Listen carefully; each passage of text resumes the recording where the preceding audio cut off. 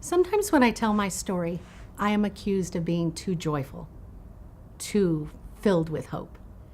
People don't understand an element called grace.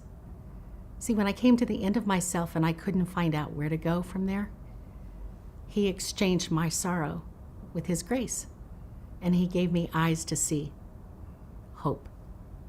Oh, are there challenges? Yes. I've walked out with the wrong man before. I've gotten in the wrong car. I've corrected the wrong children. I've eaten things that aren't edible. And I've touched some body parts I'm not real proud of, and hope I don't have to share those today. Recently, when I was traveling, I speak throughout the United States. Recently, when I was traveling, I was at the airport and I thought I was talking to my husband, not knowing that my husband had walked over to the ticket counter to make sure that our reservations were secure.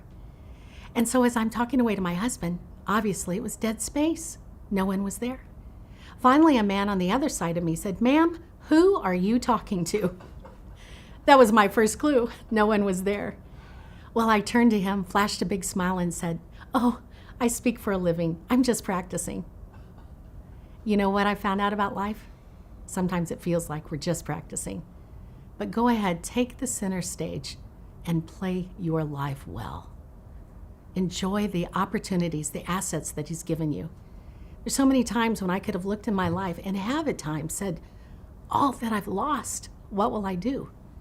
And then I've had to renew my mind and change my focus and say, wow, what do I still have? Well, I have a word of encouragement. That's why I've come to share with you today. I have something about life that I love. I understand it has a great value and it costs a lot, but it also is a gift. What will you do with yours? And you've been strategically positioned for this hour. Not long ago, a friend asked me, she said, "Gail, I'd love to give you a gift." I was excited. I thought it was perfume, my favorite gift. Instead, she said, "I'd love to take you to the movies." Now, how many times are you asked as a blind woman to go to the movies? I said, sure. I knew she wanted to treat me, and I thought, this is a strange gift, but I'll go with you anyway. I said, would you like me to drive? She said, no, I'll come by and pick you up. I said, okay. So she picked me up. We went to the movies, and oh, it was the saddest movie with a lot of dialogue. I understood and could see well the storyline, but it was so sad. When we were all finished, we were walking up the aisle, and I had to take the arm of my friend to get up to the corridor. Once we got up to the corridor and we were standing there, my friend said, "I need to go to the restroom, do you?" And I said, "Oh no, that's all right." I said, "Please, go on, I'll be fine. I just want to get here and get my composure back together." She said, "Are you sure?" I said, "Yes, I'll be fine." So she left me, and I stood there a while, still blowing my nose and wiping my tears and getting over this gift that had become so sad suddenly. And as I stood there, my friend never came back. And she didn't come. Well, I could perceive that there were a lot of people moving back and forth in front of me. So I stepped back 2 big steps, and I stepped over 2 big steps to get out of the way of the people that were passing in front of me. Still, no friend. So I thought, why not? Here I am. So I started greeting people. Hello. Hi. How are you? Have a good day.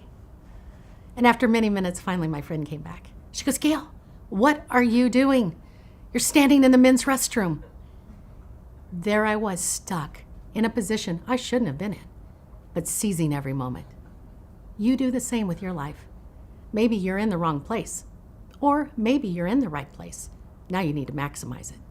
Why don't you begin to use your life to bless others? And in return, watch your life be blessed too. Hope always sees. And when you choose to look past the horizon, the sky's the limit.